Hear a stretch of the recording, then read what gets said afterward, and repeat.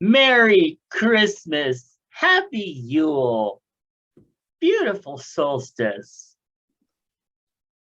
Why do you have to do this every episode? I'm in a good mood, and then you bring on your fake bullshit, and then I just Hey piss. now, don't you start with me, I'm just mister. saying. I'm just Actually, saying. you know what surprised me? Okay, so uh right before we were about to record, as you well know, dog freaks out, someone's at the door, go to the delivery door. It's a delivery. And so I'm like, hold on a second, because I have some little boxes of candy to give out to like delivery people that knock and shit. So I go to get it and I hand it to her and I say, Merry Christmas. And I'm like, did I just say Merry Christmas? I'm on the other side of that door. I'm like, usually I say Happy Holidays or Happy Yule or something like that, but I said Merry Christmas. And of course, she looked like, fuck, candy. I was hoping for cash, but still, that's how we roll. What a Hey, horrible welcome. story. What a horrible story to share on Christmas. It's the modern Christmas. It's COVID Christmas. We share No, stories it's of it's all gonna be an Oberon. What is it? Omicron. Oberon? Omicron. It's going to be an Oberon Christmas. Yes. Everywhere you go. I like Oberon better. Yeah. All right. It is Chubs Gone Wild number 423, recorded on December 21st, 2021. And today it is currently about 45 degrees and getting ready to rain, which it will be a very cold rain because it's very cold outside.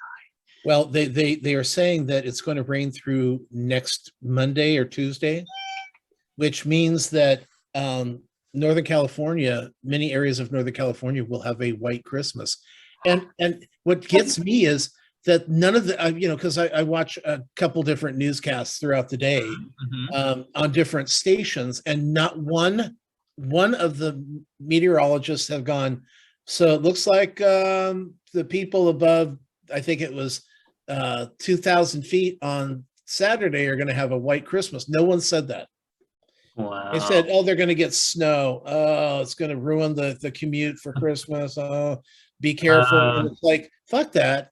It's going to be a white Christmas. Fucking say white Christmas. Okay. They won't say white anymore. Oh, speaking of that, I wrote that down. Something else. We have, if you're a regular listener to the show, you know that Matt and I are heavily addicted to Diet Coke. Yeah. And so I found out why there's the Diet Coke, Diet Dr. Pepper, Diet Pepsi, Diet everything. It's because the young people don't like the term diet anymore. I don't give a fuck what they like. Don't take my Diet Coke. And what are you going to do? What are you going to call it now? Are you going to change it? You better not fucking change my Diet Coke. That's probably why they're doing all that. You should watch the video for that gesture. Yeah, that's probably why they're doing all the zero. No, that is why they're doing it. 7-Up, zero sugar. I'm like, it's Diet 7-Up. Look, but I don't like Coke Zero. Ooh, what is that shit? 7-Up, zero sugar, and I'm like, it's Diet 7-Up. Now, if it tasted like regular 7-Up, I'd be excited, but it doesn't. No, it tastes like a crossbred. It tastes like somebody took a regular 7-Up and a Diet 7-Up, put it together, and it's still Diet 7-Up. Yeah, I've never been a Diet 7-Up fan. See, I loved 7-Up when I was a kid. Oh, me too. And I still love a really good, like, when it's super carbonated and cold. 7-Up is still so good. Well, I like the Diet 7-Up because I've just gotten to that point where the sugary syrup stuff, I don't know, I just taste change, I guess. Yeah. But Diet Coke never goes out of style. Okay, so you're drinking a Diet Coke and a Diet 7-Up at the same fucking time. Well, actually, this got left overnight, but hey, I'm not gonna waste it at these prices. No. I'm not gonna fucking waste it. If it's flat, it's getting ice in it and it's getting drunk. Oh, well, Diet Coke is always good, warm or cold. It doesn't matter. Mm, Well, let's call it room temperature. And of course, right now, with it being as this cold, the Diet Coke is always ice cold. It seems, true. That is true. Let me tell you this story before we Ooh, get started. okay. So I mentioned it to you last night, but Sean had gone down to San Jose for his grandfather's funeral, which was today. So he went last night because you can't drive to, San Jose in the morning and get to someplace by 9:30 Yeah. unless you leave at like 4 o'clock in the morning. So, And you know the way. But so right, whatever, my story. okay. So I get home and I'm like, I wanted to check. Opened the back door, and I looked out the back door, and I said, was calling out to see if little Susie was out there, and I saw something dark, something. Well, it looked black hide when I called out Susie. It's like it passed in front of my deck. And I don't know if it was on the deck and that's why it looked big, or if it was something outside the deck, but it looked like it could have been a person or something. I'm thinking it wasn't Susie because she's a calico and that would not appear, but it looked just black, and I watch a lot of paranormal shows. So when you see something move that's black, it's like a black shadow. It's ooh. But see, they probably got scared because you called out Susie's name. Susie's the one that's been keeping it away.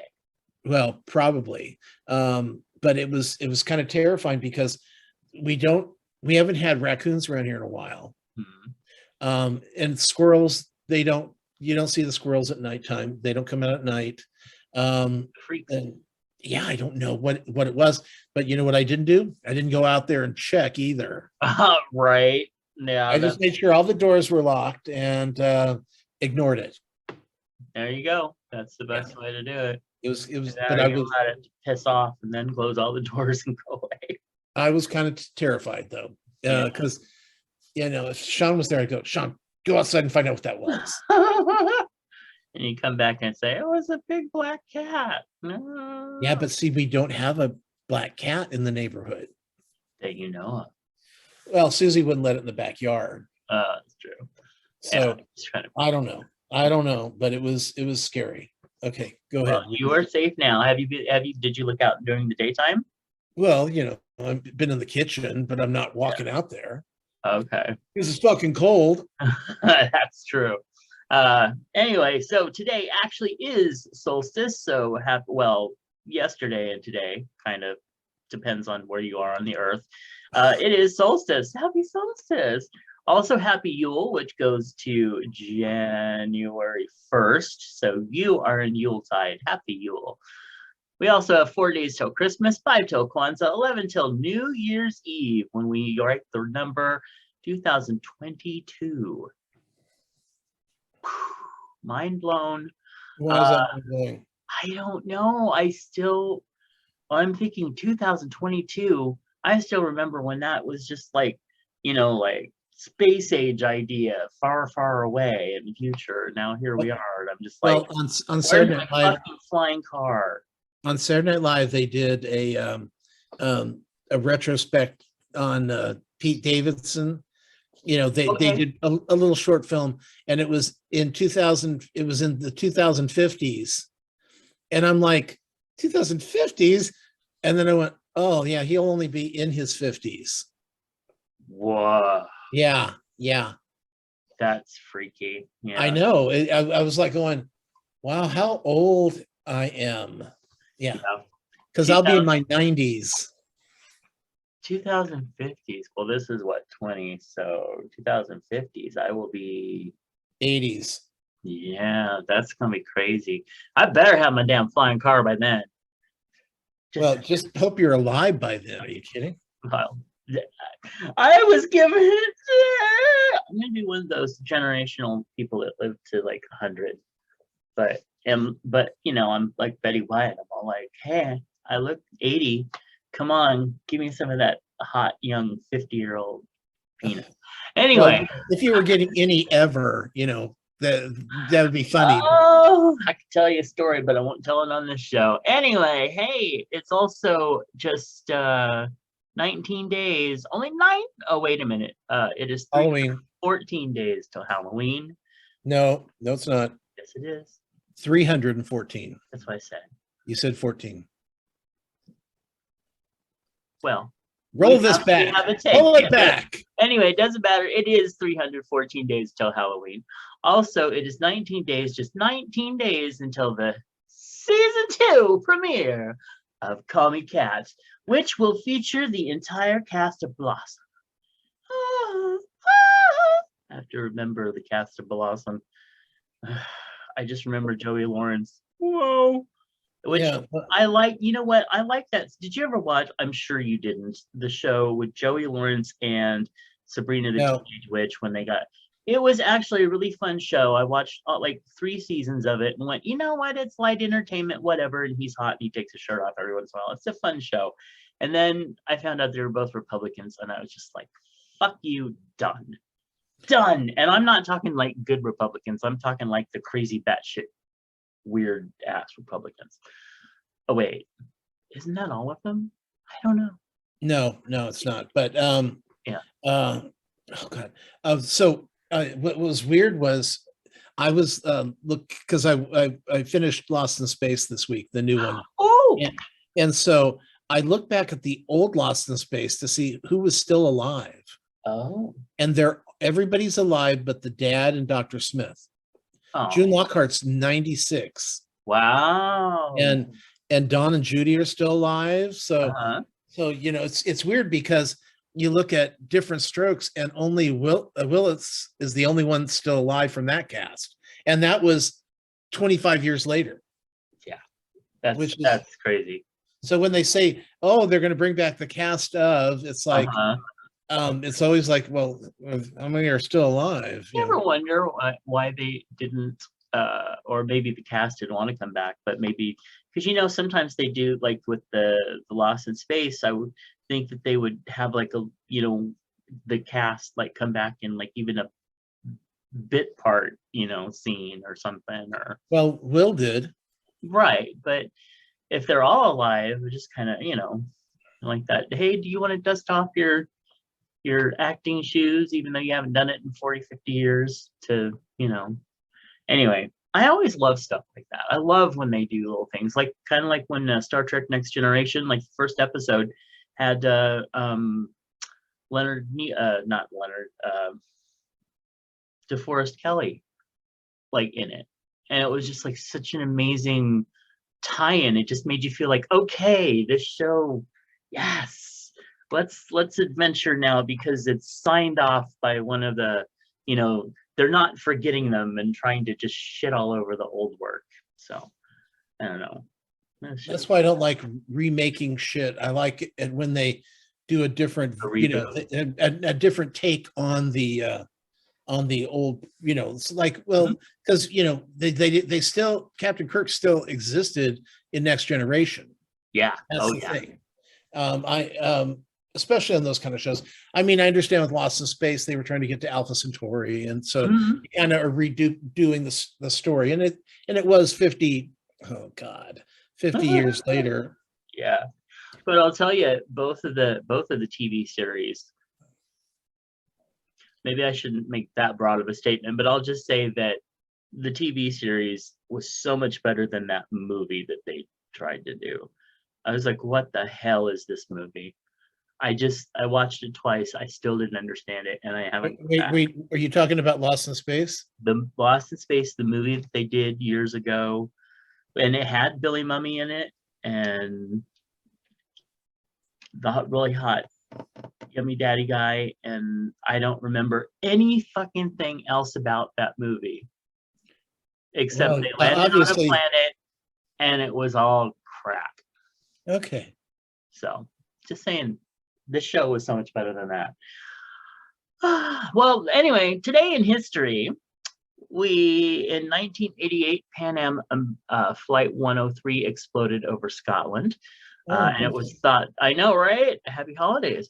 It was thought to be an attack on Americans in the retaliation for a bombing that killed Libyan leader Muammar al-Gaddafi's young daughter. In 1891, they played the first basketball game. Ooh, it's amazing. In 2012, Gangnam Style became the first YouTube video that reached 1 billion views, which, dude, wow. I mean, there's so many other videos that were out there for so long. You'd think that one of them would have hit. Move on. For that. No one cares. I care. 1971, the United Arab Emirates is formed. 1996, Curious George creator Margaret Ray dies. I never liked Curious George. I thought he was a naughty little monkey. You know, your stockings look filthy, by the way. Is that brown on them? It looks like you wiped your butt with them. Oh, that's very sweet. I don't know what's wrong with your screen, but trust me, it's not brown. Okay. Anyway, moving on. 1967, The Graduate opened in New York. Did you go and see it? No. Oh, okay. I was 8. What do I want to see an R-rated movie when I'm 8? Oh, you were only 8 in 1967.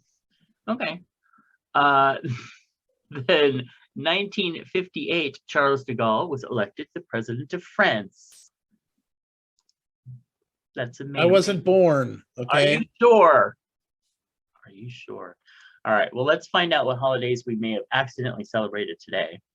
Starting with why the fuck this constantly gets the wrong view. There we go. All right. Today is Anne and Samantha Day. No idea. But it is observed the first day of winter and the first day of summer. What? Oh, that's I know. True. That's true. Depending on where you are.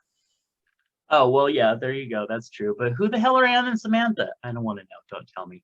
It's also Crossword Puzzle Day. Don't Make Your Bed Day. Ding, ding. Forefathers. Hey, that is a everyday thing. So it's not a special. I observed it. The first day of winter is Don't Make Your Bed Day. I did it special. For Father's Day. It's also Humbug Day. International Dalek Remembrance Day. We need one of those, but okay. International Coquito. Probably a food that I just am mispronouncing. It's also Flashlight Day. Not fleshlight, but flashlight. Fried. Oh my God! Speaking of that, somebody had a meme on the internet. It said it was a mom who said, "Well, you know, I couldn't find my commuter cup, so I used my son's, and it was a fleshlight that she's pouring coffee out of." Oh my! And she goes, "It's got a really funny taste." Oh my! Okay.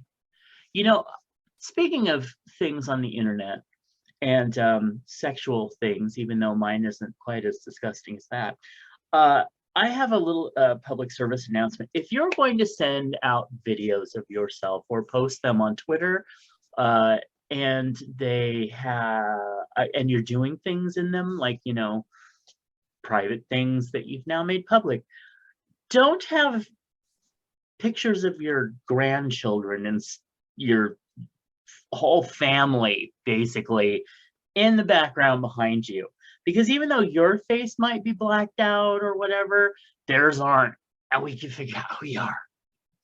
Okay, I need to go. Is this on your page? I don't think I shared that because I was like, oh, that's bad. Don't. Well, you haven't shared much lately. This has been very boring. Oh, there were a few little things this morning that were very nice. Oh yeah, you added 2 since yesterday.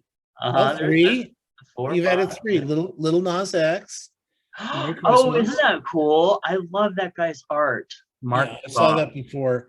And then here's some Ginger getting jacked off. And... Oh, now remember, this is a different show. Kathy, Oh, sorry. Yeah. Okay. Yeah, Kathy might just have inhaled her coffee from her son's flashlight. Anyway, moving on. National French Fried Shrimp Day. Ooh, I like French That fries. sounds Yeah. really good. National Hamburger Day. I wish. Also, Homeless Person's Memorial Day. Kiwi fruit. I don't really care for kiwi. Look on the bright side. I do that all the time. Short Story Day.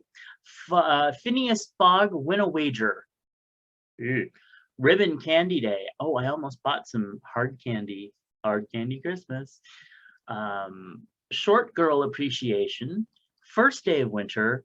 And Yule. Yule, it says observed the first day of winter, but it actually goes until for like the next 2 weeks. So Yeah, 10 days. We've already heard this. Moving on. la, la, la. Today, our affirmation is as follows. Ugh. Please bow your head. I am perfect. Hey, no, this is for Unless the you're 20th. driving. No, this is for the 20th. What's today's? This is the one that we're using. I am perfect, whole, and complete, just as I am. I love me. Oh, just a minute. Okay. Obviously, someone who doesn't love their self, and if they do, it doesn't take them long. No, not anymore. Maybe Patreon offers folks a way to support creators and receive rewards not open to the general public, like special podcasts, books, videos, and more. And we want to thank our current patrons, Clint Nephi, Nick, DJ Starsedge from the Univars, Eric, Sean, Brother Sinatus, Phoenix Dave, and Moose P. Please consider becoming a patron of the show. Wait, you said Moose P different. Moose P. Moose P. There you go. Okay. Yeah. Please visit patreon.com/MattBurlingame and consider becoming a patron for as little as $1 a month. I usually end up saying $1 a day, and it's like, no, it's not that bad. We're not Sally Struthers. All right. We do have some birthdays coming up. Eventually, they'll apparently come up here somewhere. La, la, la, la, la. Oh, happy birthday to Davina, Francie, Richard, and James. Ooh, happy birthday. Also, are you serious? Wow, okay. Apparently not many people were doing much here lately. Also, happy birthday to that Gus and to, somebody that we used to know, Malin. Happy birthday to Malin. He will be 97 this year, we think. Anyway, also, happy birthday to Michael, to David, Stephen, that Matthew Redmond, who is in charge of one of the big pop culture sites that I forget at the moment, but we love him. Also, to Princess Penelope, Mario, and Diego. Well, we'll go with that. He's cute. All right. So yeah, I guess not many people were doing much in this next week. So, all right. What we got next? What's going on here? What's this about? Okay, it's time for our feedback. In feedback, we had Mr. Phoenix Dave wrote in and said, hearing you two talking about finding some place to get good grits made me think of how we make them. I usually only make them for my mom, who loves to eat them every morning. We use Quaker 5-minute grits, following the directions on the bag, and then add at least 2 tablespoons of butter with some heavy whipping cream or half and half.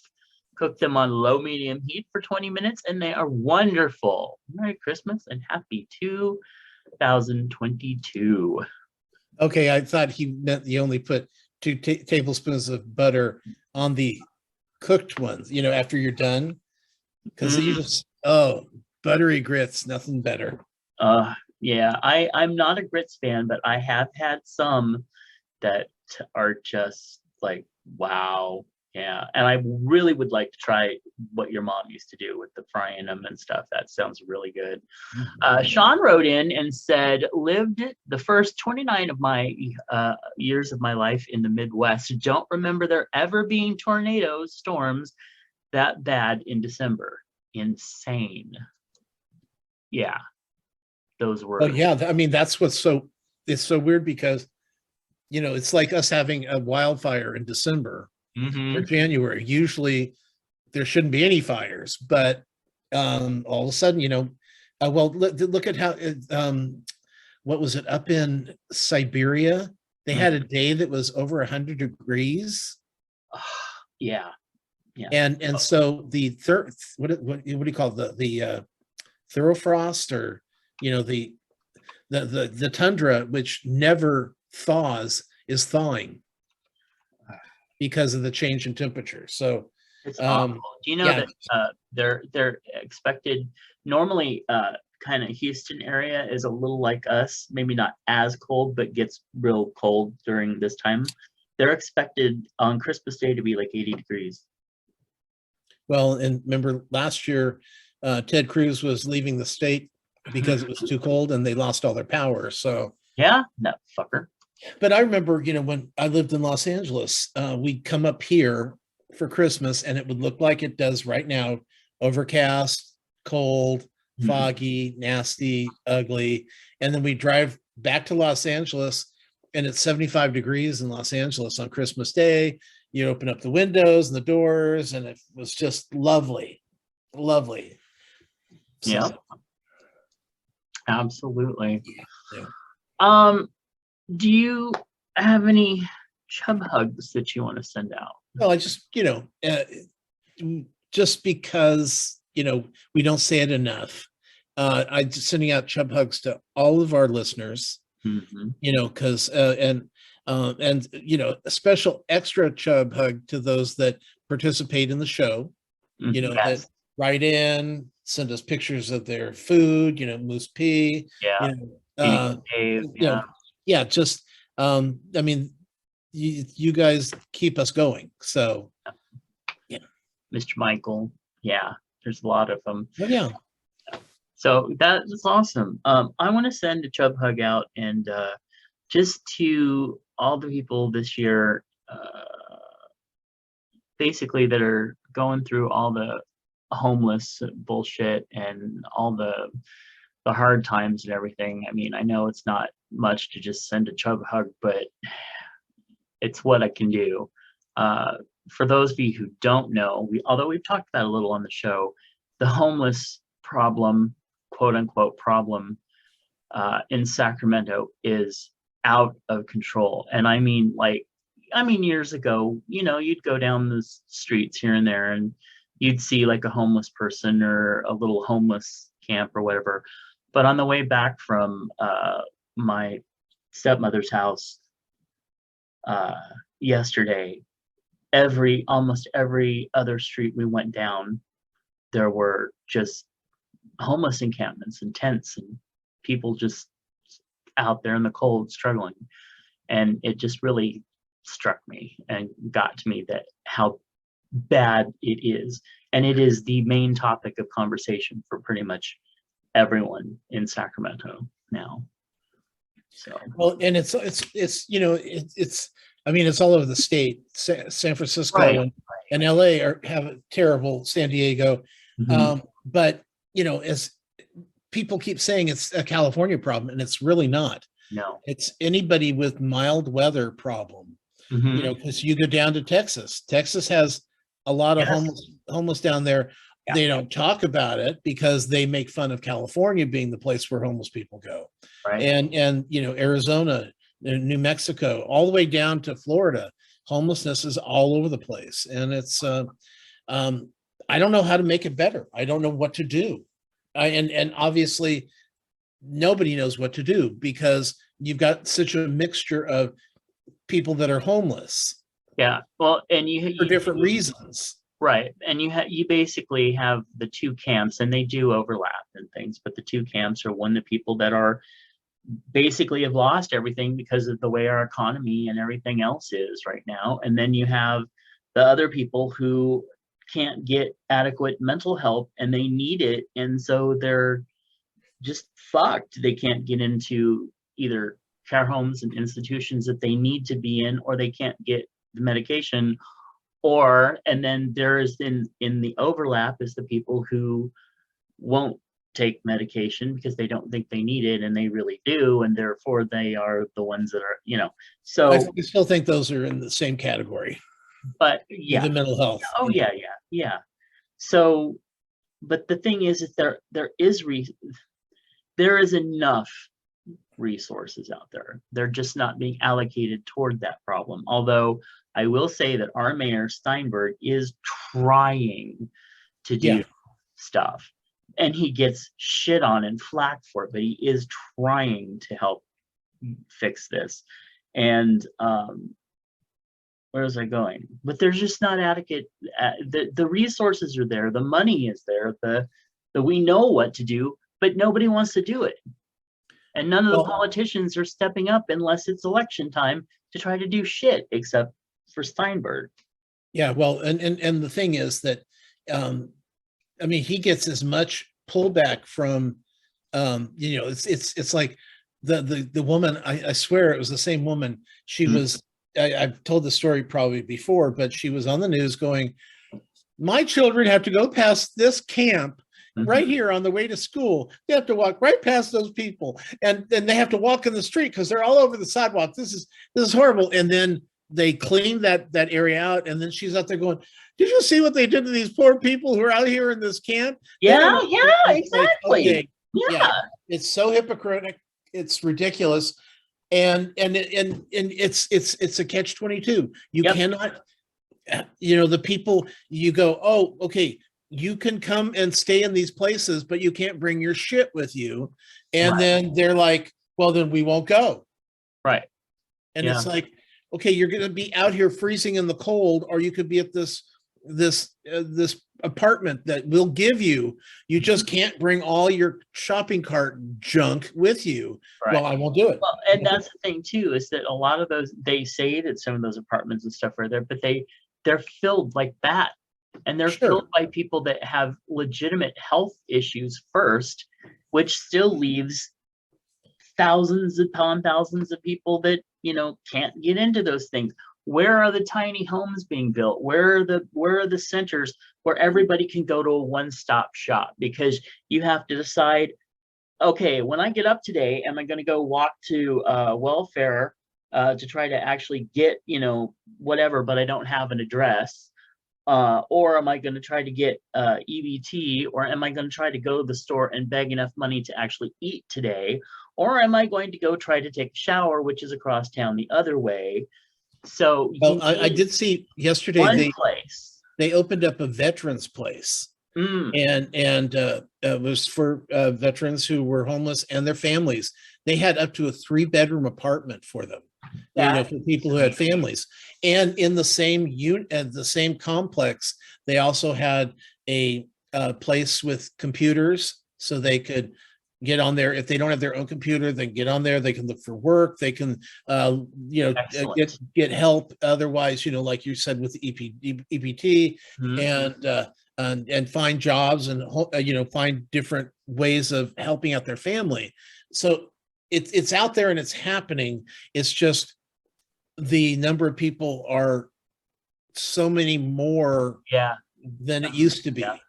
And it's just, you can only do so much. It's like they go, oh, look, the warming centers are open. That's what they're saying on the news. And I'm like, if you're watching the news, you don't need to know that the warming centers are open. Right.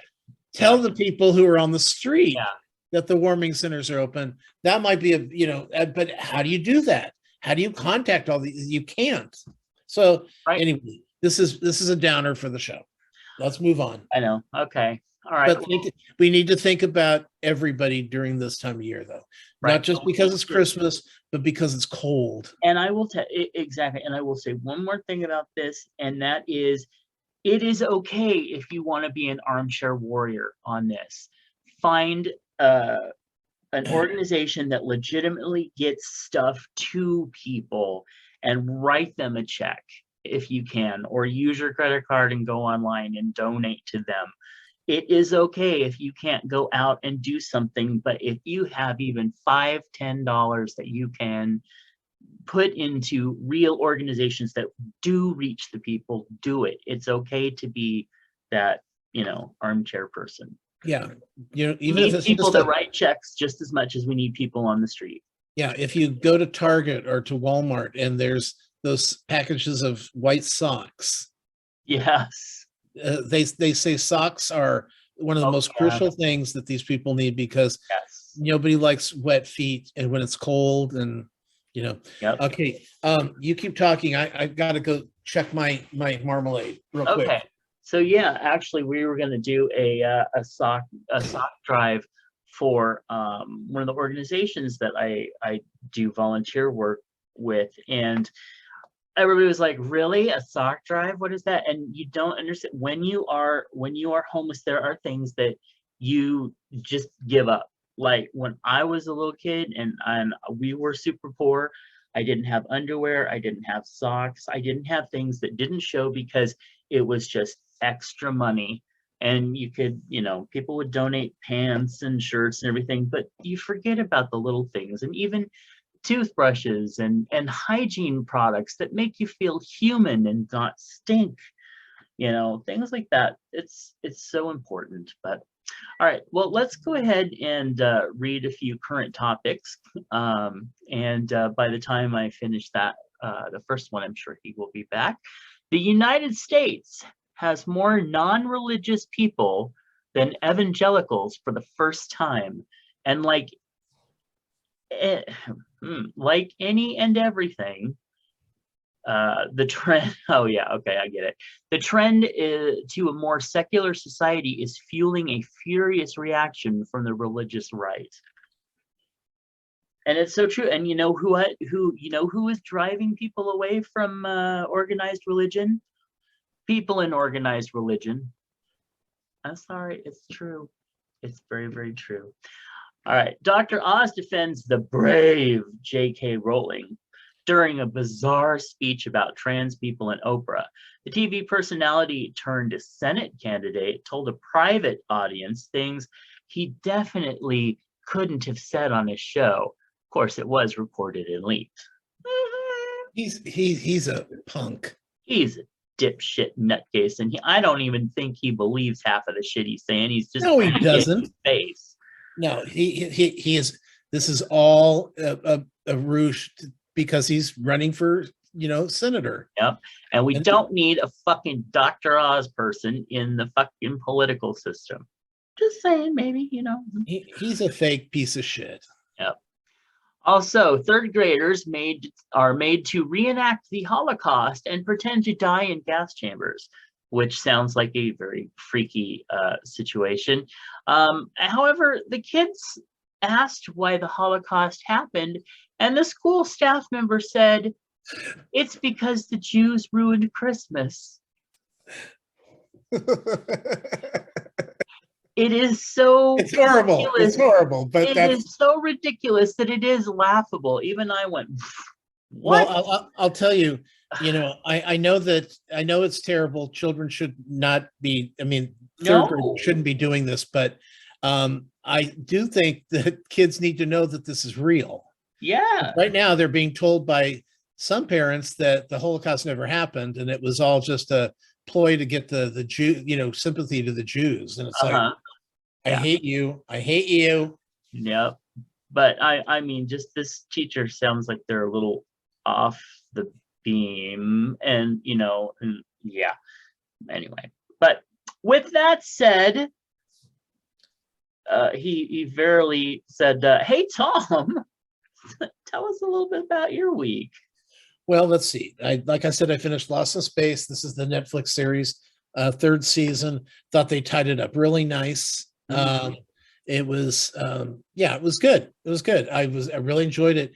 It's funny because I was watching them bit by bit, and yesterday I got down to like the last 4 episodes, and it's like they were so cruel, because it'd be like something would happen and then it would go, da, da, da, da, da, it's like, God damn it. So Yeah. I ended up watching 3 yesterday afternoon and then 1 last night when I got home. So Nice. but I really enjoyed it. I thought Parker Posey's character really came through. Yes. It was really the whole thing. I realized the only person I really didn't like was the dad. And that's so Something sad. bothers me He about him. started off such a great character, and of course he's so woofy. But yeah, you're right. By the end of it, I was just like, whatever, dude. Well, and then him yelling at the robot pissed me off. Yeah. But I guess I was like trying to tell myself, okay, that had to happen for him to get to the I last know. point. It's all But at the it's all same time, I storyline. was just like, you know what?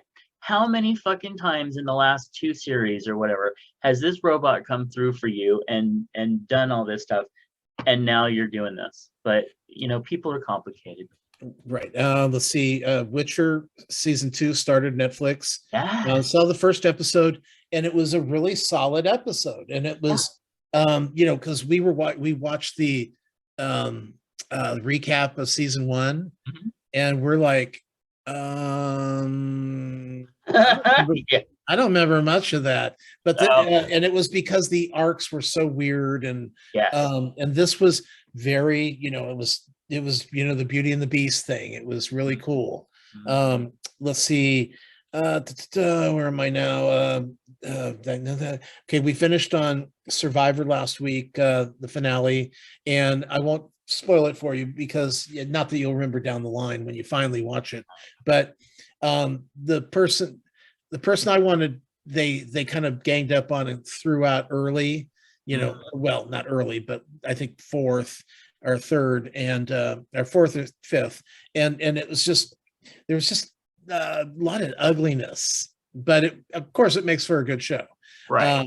And the one who ends up winning was hilarious, and I pointed and laughed at the TV because the other two were thinking that person had no chance. Even though I really didn't want that person to win, the fact that one of the people, well, both of them, the other two didn't win, was kind of, cool. Let's see. Oh, Project Runway. Oh my God. This week, it was the materials, the odd materials one. So they were in a bar and they pulled whatever they could, from the bar. This one woman made a dress all out of drinking straws. It was amazing. It looked like woven braids of the straws, but I mean it was just straws, but it looked like it was a whole new textile. It was really cool. The guy who lost basically glue gunned doilies onto a dress, so it looked really fluffy, but the under of the dress that he glued it onto, one of the panels was yellow, so it looked like he had, the bottom was kind of a rosy red, and then there's this white doilies with yellow behind. It was ugly, and it fit. The woman was like, oh, I felt so bad for the model. It was so ugly. Okay, anyway, Masked Singer finale this last week. The Queen of Hearts ended up winning, and that ended up being Jewel. And the bull came in second, and that was Todrick Hall, which we called. Yes, you did. So I was really happy that I was sad he didn't win, but I was really happy that I guessed it right. And let's see. Oh, Coming Out with Colton. I finished that. It's a 8-part or 6-part series on Netflix, and it's Colton Underwood, and he's just so cute. He's so cute. I can forgive him for anything. But the last episode, he goes and meets with Fran Dresser and her ex-husband. Oh, I love that. And so they were talking about stuff, and finally she goes, "Look, life's not worth." I can't do Fran's voice, but life's not worth living if you're not living the life you want. So, and he goes, "Well, were you mad at him for not telling you all those years?" And she goes, "No, we had a great time up until then. I mean, it was fine. We like each other. We still like each other." Yeah. It was almost happening there. Anyway, it was, but it's a real gay positive show. Even though they don't let him get away with the shit that he pulled, Good. still very, it's you still walk away feeling, good. So that's really fun. Let's see. They had an episode of Mr. Mayor. This is Ted Danson's new series. It doesn't start back up technically until January, but they did a Christmas episode. Oh. And what was so hilarious was everybody at working in the mayor's office wanted to, leave for Christmas. It was the 22nd, and everyone's going, it's Christmas Eve. And they're going, no, Christmas Eve isn't for a few more days. Well, it's Christmas Eve in Los Angeles because everybody leaves town on the 22nd because they don't want to be in Los Angeles for Christmas. And so, and the funny part was that they go, oh my God, there's a problem. All the freeways are tied up. And they go, why? And they go, well, all the people who leave on Christmas take down their tree on the 22nd and put them out in the front yard, on the street. And the Santa Ana winds came and blew all the trees onto the freeway. It was so hilarious. And the reason is it's not everybody in Los Angeles. I live down there. Yeah. What happens is people do leave on the 22nd to go home. Yeah. But most of the people are back Christmas Day or the day after. Wow. But the rich people, they all leave on the, like this week, they would have probably left over the weekend because Christmas falls on a Saturday. Yeah. So, but they're usually going to places like Hawaii or Mexico or skiing somewhere. They're going to be gone for a couple of weeks. So they're not going to be back until after New Year's. So they take down the tree. So when they come home, they don't have to take down the tree. So that's nice.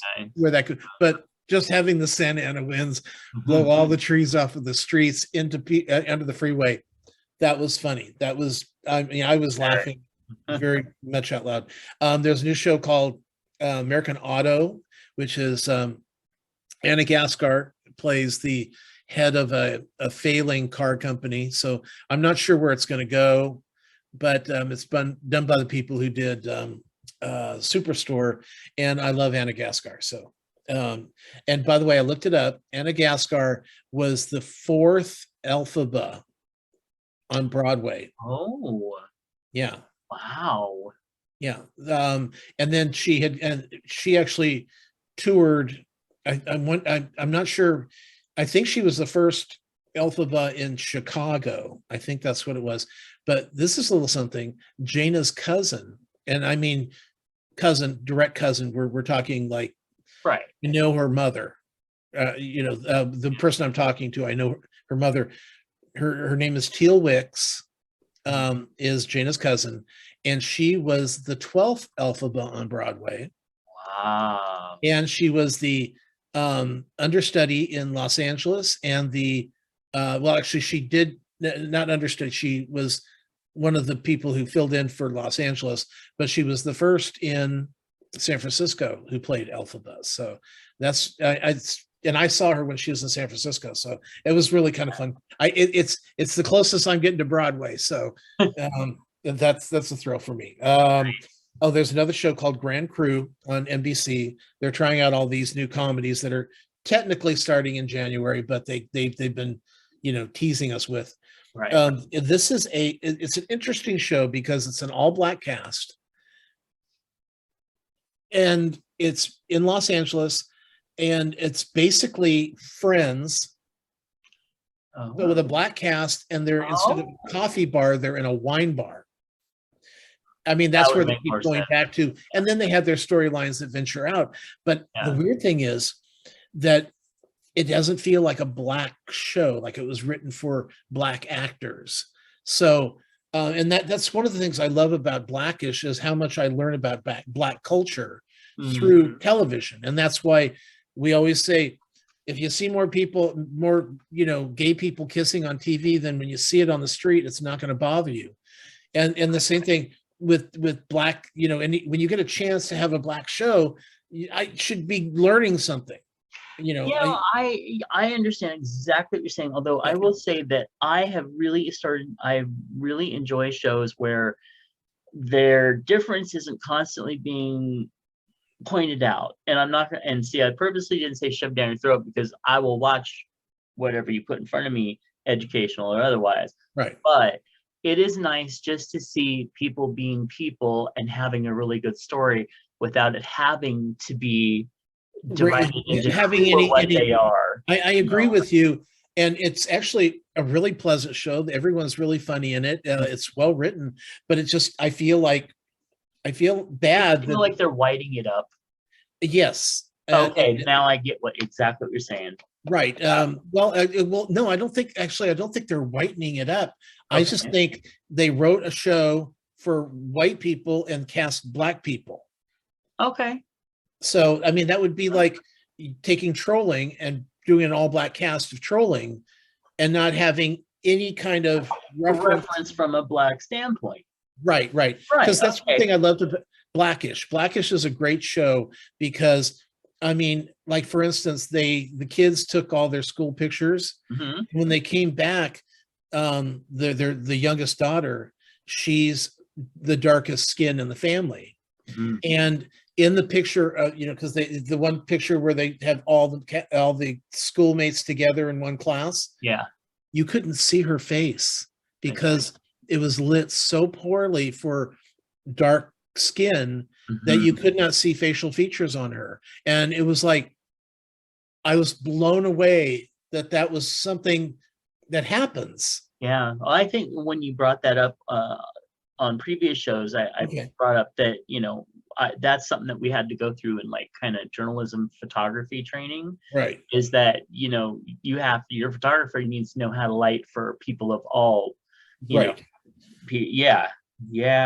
But that's a great lesson that I'm sure most people didn't know. Right. If I hadn't gone to that school, I would have known. But like I said, that's the kind of stuff that I feel is missing from the show, but we'll see what happens down the line. They may have just done this for the first few episodes just to make a white audience more comfortable with it. True. So who's to know what's going on in the minds of Hollywood? Let's see.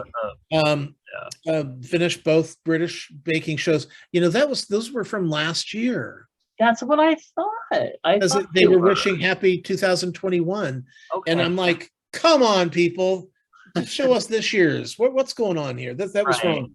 But I'll tell you, we had the twin on the first one, Henry and Raul on the second one. Yeah. And did you notice how Raul had put on a little bit of weight there? Yes, I sure did. Yeah. But it's just when he starts talking, and then they play it up with the edits that he's just keep talking, and people are like getting chairs.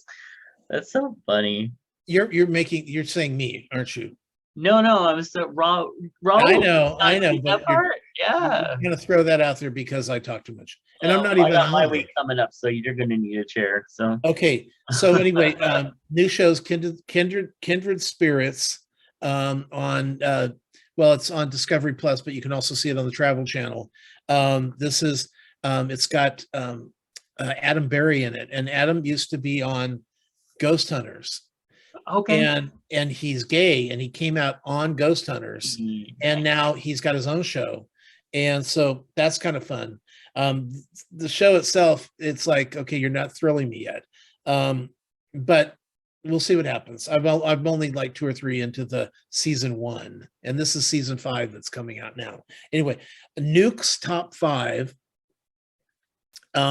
is on the internet, not the internet, on YouTube, and it's because if you have a smart TV, you can get the app for YouTube, and then you can watch your YouTube shit on your smart TV. I know you know this, but I'm kind of throwing it out there. And so instead of watching scary stuff on my iPad like I had been doing, now I can throw it up there. And Nuke's Top 5 are usually, you're going to find 1 or 2 that are super fucking scary. And I like, until Sean gets back in the house, I'm not watching it. It's too scary. So, but it's on YouTube, and I'm really enjoying it. It says Mike's Top 5 because when I put Nukes in, it changed it to Mike's. So don't be thinking I'm stupid if you look at my list. No. Okay, there's another new show on Netflix called 20 Something in Austin, which is basically a real world. It's a new take on Real World. Okay, is that what that? I wasn't sure what that was. Oh, and these people are all just nauseatingly horrible. So it's a really good show. Last week, we saw Bert Kreisler down at the Memorial Auditorium. He's a stand-up comedian. He's the fat one that always takes off his shirt when he goes out on stage. So, Okay. no, he's got those little odd nipples, and he's fat, in a kind of like, it's not fat way. He's like, he looks too fat for what his body's saying. Okay. Yeah. But it's fun. He's fat and he takes off his shirt because, fuck you. And Right. I enjoy that. But the Memorial Auditorium, we sat in wooden seats, and they were small wooden seats. Oh, And so you got did you down hear the there, creak? what? Did you hear the creak? Well, they all creak. Yeah. Yeah.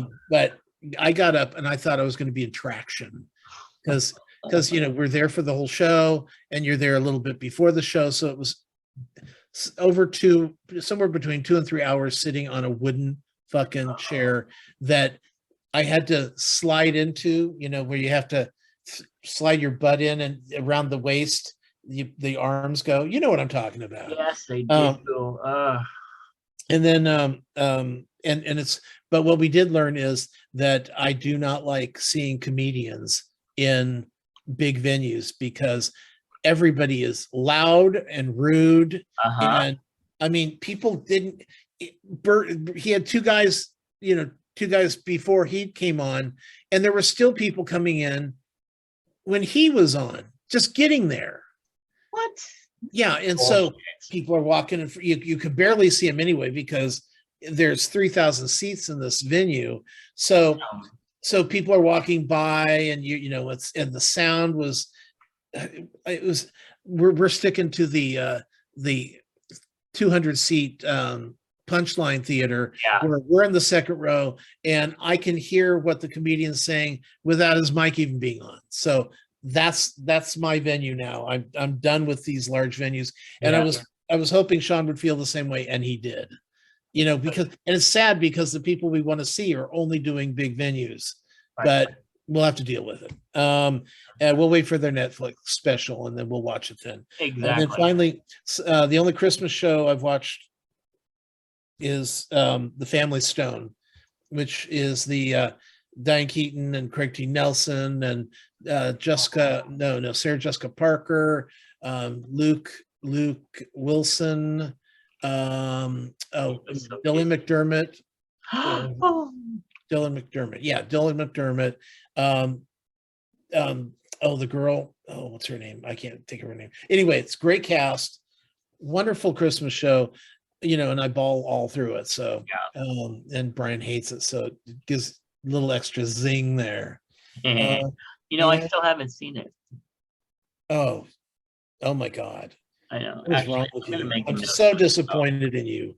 You watch all this garbage Christmas shit all day, all night. Oh yeah. And then the good ones you don't watch. What is wrong with you?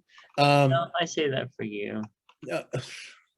And I did want to say that okay, so I've got I finished my grapefruit rinds. Well, I haven't done the final sugaring, but they're going to be done today. I'm cooking up some grapefruit marmalade, and tomorrow I'll do my the coconut layered cookies. We call them Hello Dollies. They're called different things, like 5-layer cookies, but it's the butterscotch chocolate chip graham cracker crust with the coconut on top, and you pour the sweet condensed milk over it and bake it. They're excellent. So great. Yeah. And then Sean will be working 23rd, 24th, 25th. So Merry fucking Christmas. Okay. Now is he pulling double shifts all those days? No, but they don't do double shifts anymore. I was wondering, but COVID times, who knows? Well, not in California, at least. Okay. All right. Well, thank you for that. Kicking off my week, started off yesterday. My stepmother's family, well, I don't know, with my father not being around, I'm Not so sure she's my stepmother anymore, but anyway, her family still invited me over, and we did holiday baking. Yes, it was a holiday baking party. So my aunt Kendall baked sugar cookies and chocolate chip cookies, and I think peanut butter cookies, I'm not sure, but lots and lots of cookies. And I made 2 batches of homemade fantasy fudge. Oh, it was so fun. But the thing that was the best is while we were cooking and everything, like, catching up and telling stories and all sorts of fun stuff. I have, I haven't, I never got to experience that type of thing, that, family holiday baking, blah, blah, blah, la, la, la, la, let's make some fudge. I never got to experience that. So it was really nice to be able to have that moment and kind of learn what I had been missing. So it was great. Then other than that, we've just been dealing with trying to deal with just life in general, and for the most part that's been pretty good. We did have a work office party that was very nice. Got to tell the staff that they have done so well this year and are so far above quota that they get the entire last week of the year off paid. That's pretty fucking amazing. I was very, very happy that that was able to be done. So other than that, I was Tom's checking his rinds. Winky, winky. So I was going to wait for him to get back so we could talk about a few of these Christmas movies that I'm sure that he has not seen. However, I will start off with one that he's not really going to care about anyway, which is Jack Whitehall, Christmas with My Father. And Jack Whitehall is a British actor, comedian, ne'er-do-well, born into the Whitehall legacy of acting and et cetera, et cetera.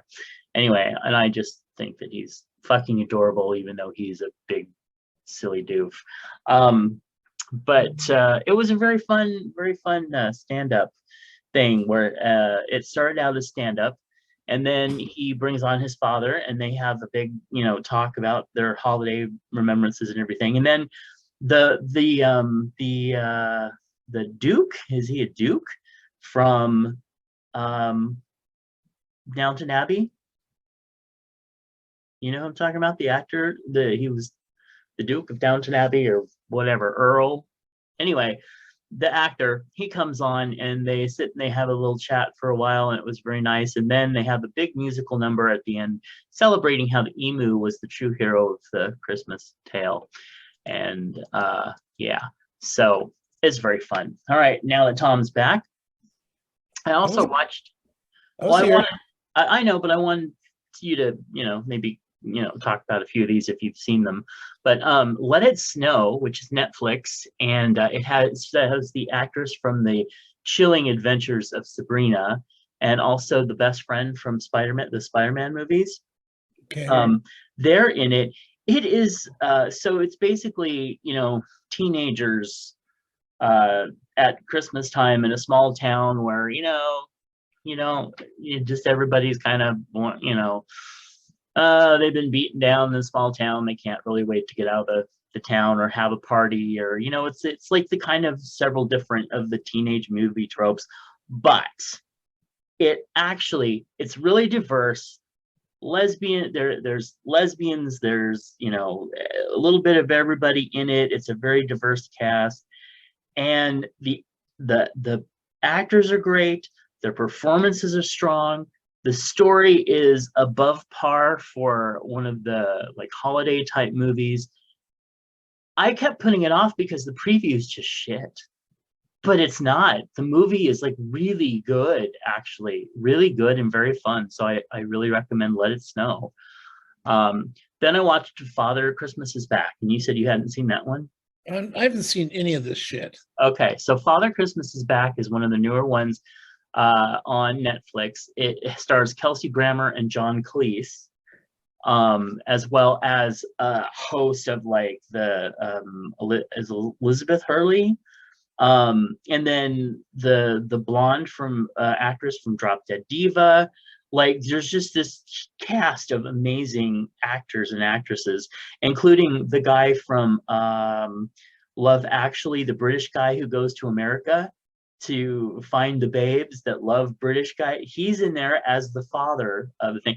It's a comedy. It's really good. It's really, really good. Now there's just like you know how you have this tapestry of a great fucking film, and then somebody maybe just pulls one little thread out of it that you're like, you can tell that it's missing, but it doesn't matter because the rest of it's so good. It's a really good movie, and I think you would really like it, actually. Yeah, it sounds good. Yeah. It is.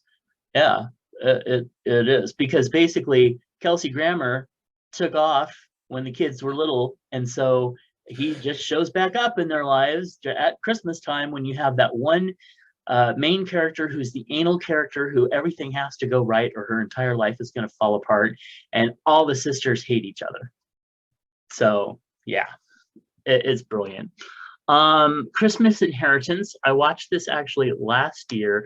It is the quintessential, the actress, the main actress, spoiled party girl type, and wants to take over daddy's business, but he doesn't trust her because she's 40, so she's given this one task to go back to a small town where he grew up so that she can learn how to not be a dick, basically.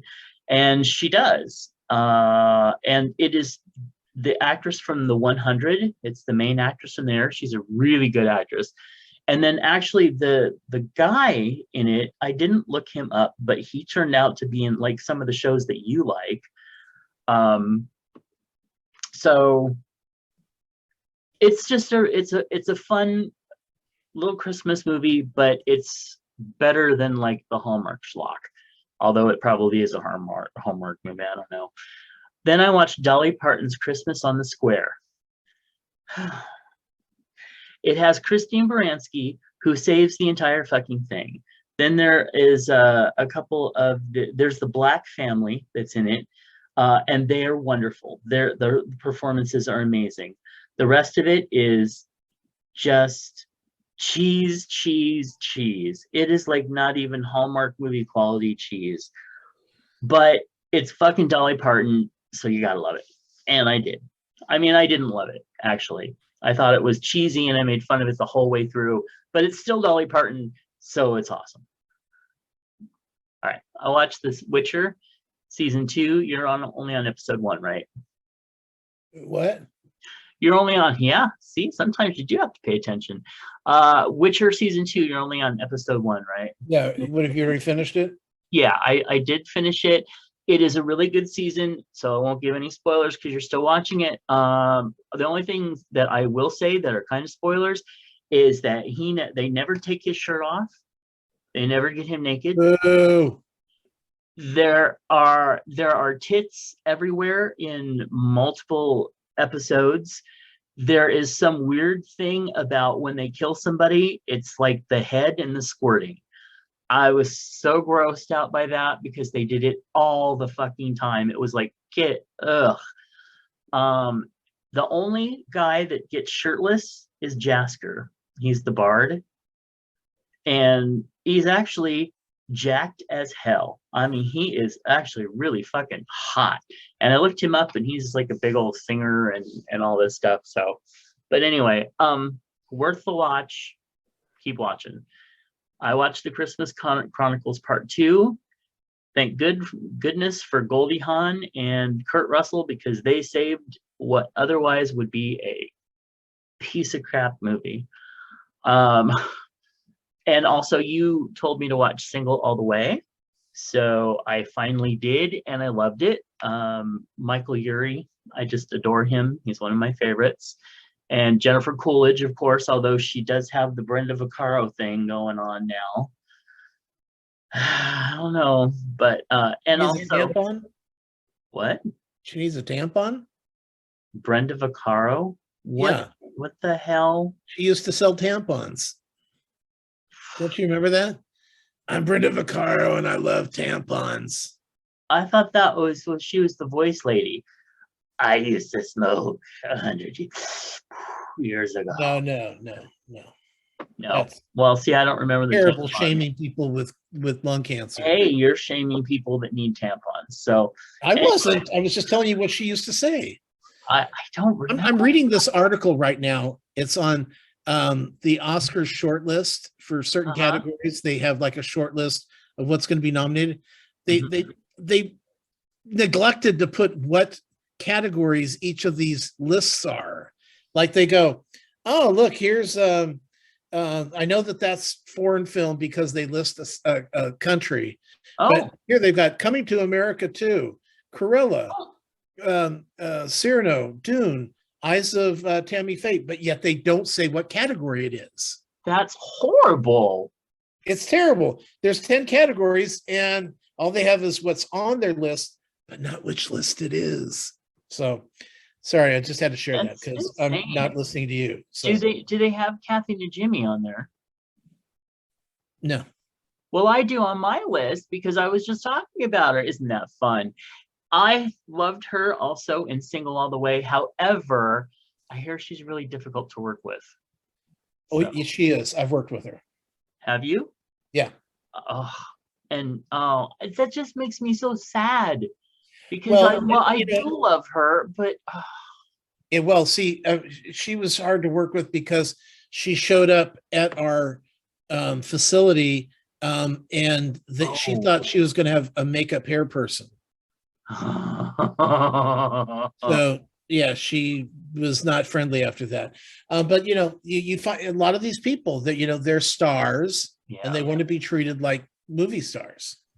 So see, I always hoped that if I became a movie star that I would never get like that. Oh, you're like that already, so go ahead. I learned it from watching you, Dad. Don't worry, Matt, you'll never change. You'll always be the bitch you are. Okay, that works for me. Yeah. So Michael Urie, yay, and he ended up with the right guy. I loved it. But didn't you think it was funny that guy that was his date is in all those Hallmark movies as the straight guy? Yes. Yeah, so that was pretty cool too. I did watch Hawkeye season episode 5. And the dog didn't die. Thankfully. Well, I thought, first of all, I was very angry that he was going to throw the dog in a kennel for 10 days and then find out it's like a doggy hotel where he's in like a hot tub at one point. So it was, it's like, oh, well, you go ahead, have a nice vacation. I'm going to go off and hang out at the spa, the dog spa. So that wasn't so bad. But are you talking about episode 5 or 6? I'm talking about Single All the Way. Oh, right. Okay. Sorry, I had moved on. But yes, you're right. Yes. It's very cool. Yeah. I love the dog. All right. But Hawkeye, episode 5. Loved it. I'm sad that there's only going to be 6 episodes because it's such a good show. But hey, that's what makes it a good show, I guess. We don't get, bad storylines and drawn out like you're weak. And then Star Trek Discovery, I watched all the episodes that are available for that, and it's awesome. It's so fucking awesome. Just a good show. And I finally, because everybody's pushing me to do it, I watched the Wheel of first couple episodes of Wheel of Time, and it's your standard, Game of Thrones. No. But it's the standard fantasy, an evil from old times, and the prophecy of the one who's going to save us, but was the one who destroyed us before, and now it's one of you four, and you all have to leave your village because evil just attacked your village and killed everybody you loved. And you're like, oh, one of those again. But it was still actually really good, and all right, 3 episodes, and I'm invested. Let's go. What you got? So, yeah. We want to remind you to be loud, be proud. Oh, you're too much. And to be you. Fat Marker Clothing wants those of us who've been told that we are too much of something to turn those negatives into positives. And you can do that by using the code FMWildChub to get 20% off anything while ordering over at fatmarkerclothing.com. And now that the holiday season is wrapping up, I know that beginning next year, Tom's tossing his ball around on his head. It's very cute. Now you know what it's like to have long hair. But I will. I'm looking forward to seeing what new stuff they have in 2022. So, also gear up towards summer. They always have fun summer stuff. So definitely. Also, go over to Queer Romance Inc. and you can get join their email list and get 4 free books. I believe that it is rotated to another 4 free books right now. So go sign up over there and get some good books. It's very fun. And yes, that link is over on the Chubs Gone Wild, the Facebook group of Chubs Gone Wild. All right, so next up, we do have some advice. I have been asked to read the question by Toppy Smelly in the voice of Truman Capote. And so I will completely and thoroughly fuck this up, but I'll try anyway. It'll take me a moment to get into the word. Okay, it's okay. I am married to a very smart, very calm man. We get along well, and I stay at home. I am a stay-at-home mom at the moment, and we have a lovely toddler. Like a lot of moms, I feel like a lot of my efforts are unseen, and it resulted in a fight the other night. It was nothing but toxic, and when we were done for a meeting, he left his computer on. It didn't take long to find a list he's been keeping for a year of every quarrel he has had with me. He's kept a list of things he feels I bullied him into. Times when he felt like he was in the right, it's all there. This whole time I have asked him explicitly, "Are we okay?" And he said, "Oh, we're fine. But there's a list." And now I have no idea what to do. I was snooping, so do I acknowledge that, as well as the fact that he has keeping an active list of grievances? Do I go through the list and try to address each time I was wrong, or try to just pretend that I'm doing this by chance? There are things on there that I've always been super insecure about, and convinced myself he wasn't bothering. You're getting to me. Convinced myself he wasn't bothered by. I'm honestly so thrown off by this. What should I do? Is this divorce territory? You okay? You got some allergies going on? No. I would suggest that you not ever try to do that. Yeah. See, it's just I froze up. I couldn't do it. Just awful. Well, first of all, you went in and looked at his shit. Yeah. Okay, and you need to put that on your list. And yeah, and maybe that is the way he puts away things that bother him. His pen, writing it on a list. Yeah. And if,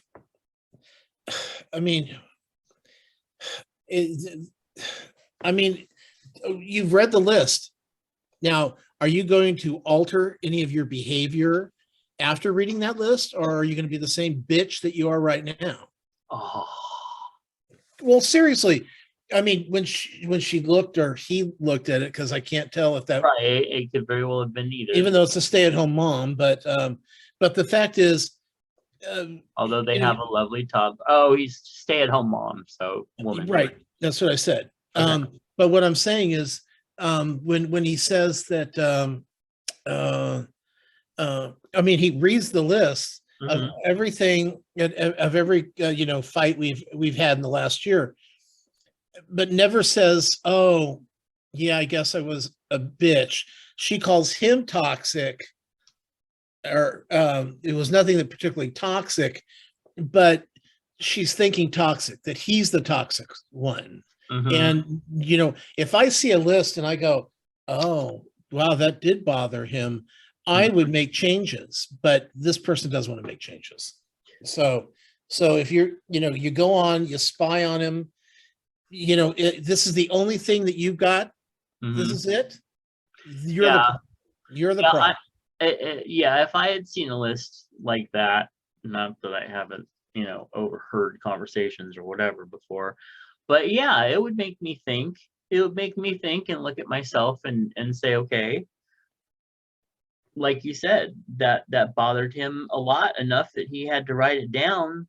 So obviously, yeah, I would look at myself before I'd be saying that he's the dick.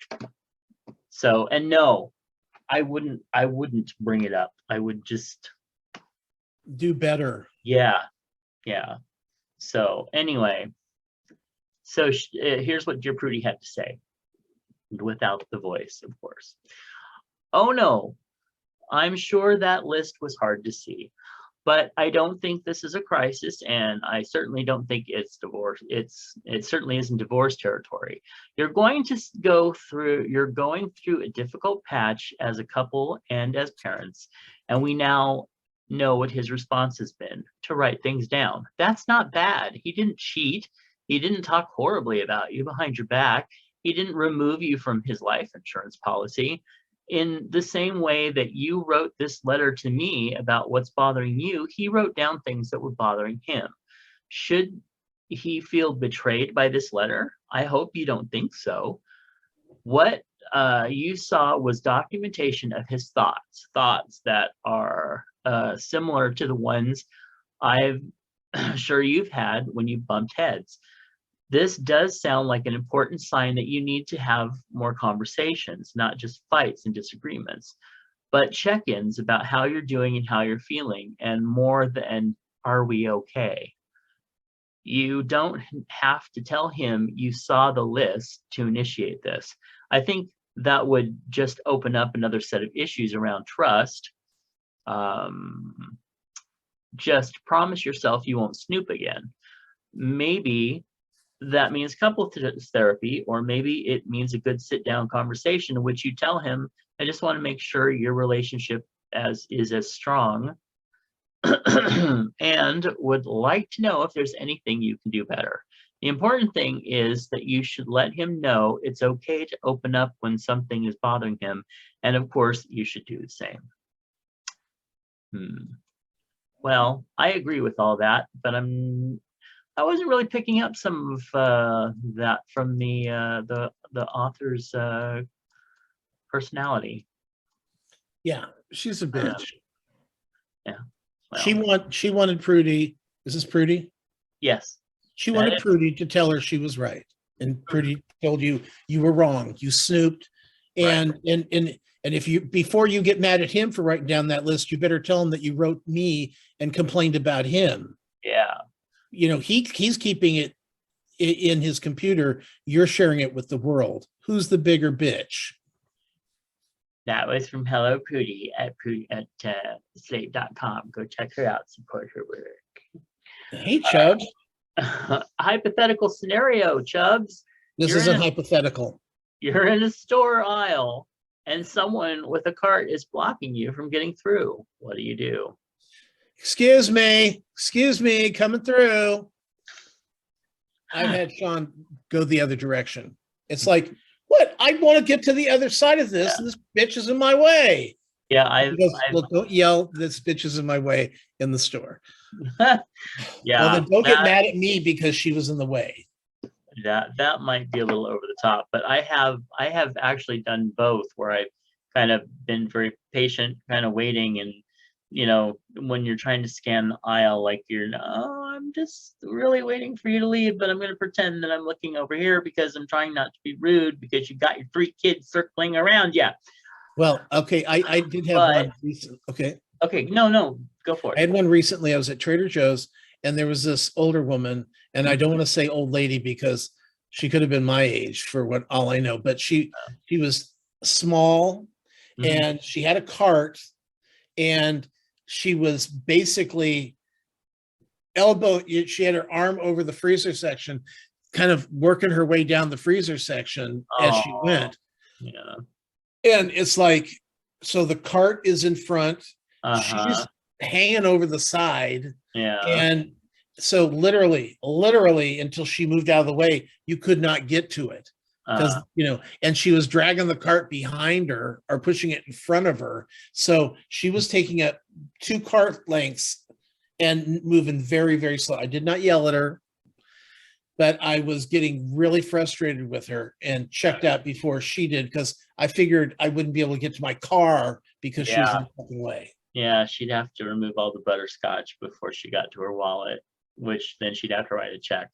Yeah, I have been both. I've done the very, calm patient thing, and then there's been a time when I was like, did the, excuse me, after I've sat there for at least 30 seconds to a minute, and you are completely oblivious to the fact that there are 3 people waiting to get through. And I know one of them is going to be the bitch that says, "Hey, bitch, move your cart." Yeah. Well, the other thing is and I've done this too, but I don't get mad at anybody. Yeah. When you're looking at the whole, all the shells. Yes. You're looking for something specific, Uh-huh. and there's a lot to look at.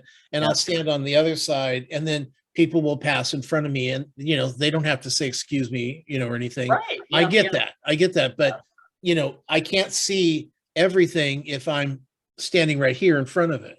Right. So sometimes that happens, but and I try not to be that person that gets people frustrated. I'm fully aware of where my cart is. Exactly. And I just think it's manners, and I think this is a lot of what's gone wrong in this country right now, is that people forget how just to be courteous and kind, and it's like, oh, I'm sorry, I'm gonna, before you go, oh, I'm gonna go get the ice cream. I forgot to get the ice cream, and they tell their husband that, or the husband tells the wife that, and then they go off to get the ice cream, and we're waiting for her to get back. Yeah. And all their groceries are all checked out except for the ice cream. It's coming. It's coming, and it's like, oh, this is so rude. This is so rude. Yeah, I am a little bit more patient with that, especially if I can see that somebody's hurrying. They're not hurrying. They're walking back slowly. Yeah, that's annoying. But yeah, I always try to make sure I know where my cart is, where I am, and if I have to do the whole looking for something and somebody's getting impatient, that's when I'll start getting a little annoyed, because you know what? I have a right to be here and look at this stuff too, and I'm doing it as quickly as I can, and I will get out of your way, and you can get around me and go look for something else, okay? But when you all right there, girl? Oh yeah. Okay. But when they're doing it, when they're looking for something specific, I'm waiting to get in the same damn space, but I am being patient and nice. You can do the same. Just saying.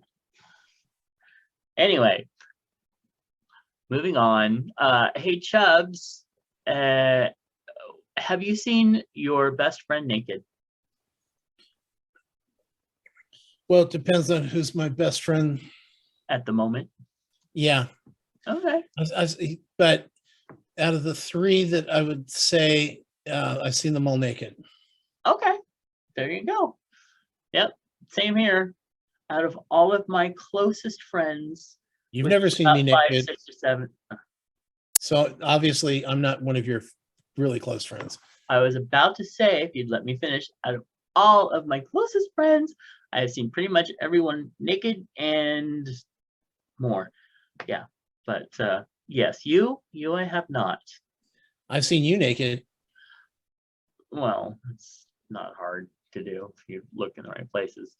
Anyway, just kidding. There's nothing out there. Stop it, people. All right, moving on. It's time for the trivia question, and that is, how many new Christmas films were released in 2021? Oh, way too many. Okay, is that your final answer? Yeah. How did you get this number? Actually, it's actually more specific than just the question, because that's the question I asked, and the question that came back was specifically that the number of films that had holiday referenced in the title. So there are more than just this number. So it's just holiday, not Christmas? Naming the holiday are listed in okay, so that actually that do have the name or some reference to Christmas in the title. Oh, okay. No, I'm not answering. Okay. It's horrible. A record-breaking number of new films with Christmas in the title will be released in 2021. More than 200 new festive films and TV movies naming the holiday are listed in IMDb for release this year, a figure that has doubled since 2016 and quadrupled since 2011. So yeah, and that's just the ones that actually have Christmas in the title. So you not the know ones it's that say probably twice of that. Santa for Christmas. Yeah, it's just the word Or Christmas. Santa, Santa's coming, that kind of stuff. Oh, seen those before too. All right. Well, let's see what's in our lunchbox. Mr. Phoenix Dave wrote in and he said, quick meal from the compound cafeteria this morning, grits, sausage, and biscuit.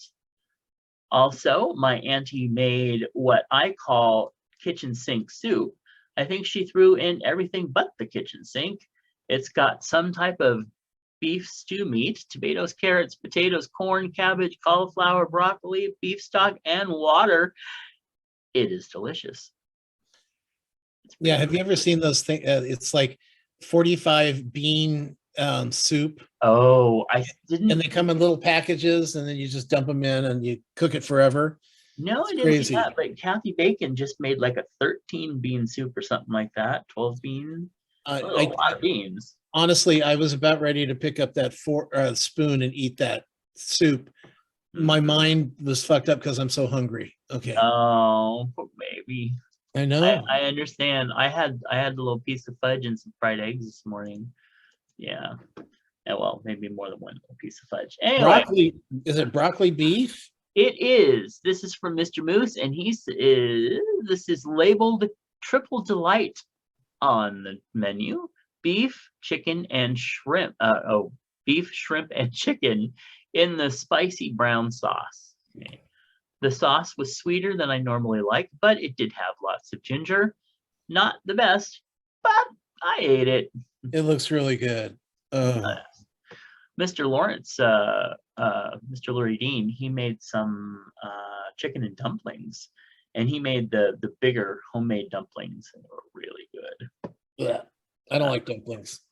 I'm right there with you, except these actually came out like actually really good.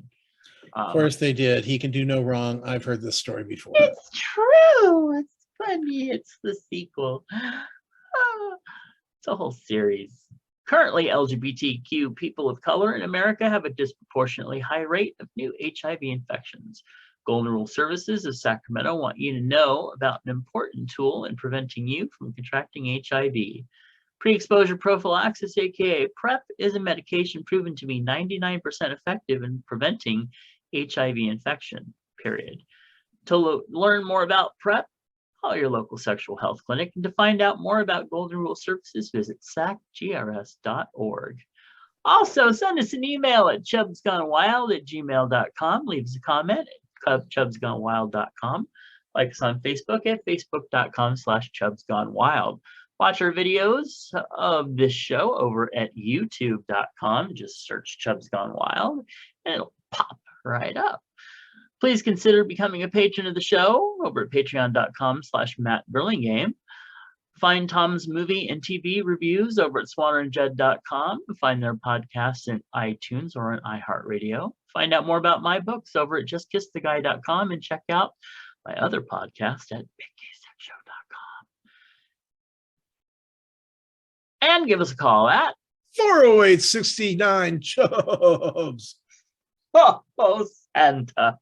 Oh, that was pretty damn good. All right. Well, we wish you a very wonderful, happy holiday. Merry Christmas. And we will catch you before the new year with a list of our favorite movies of the year. Ho, ho, ho. Well, not just movies. Not just movies. Oh, what else? Everything? Things, shows. Okay. I love that. All right. Bye. Bye.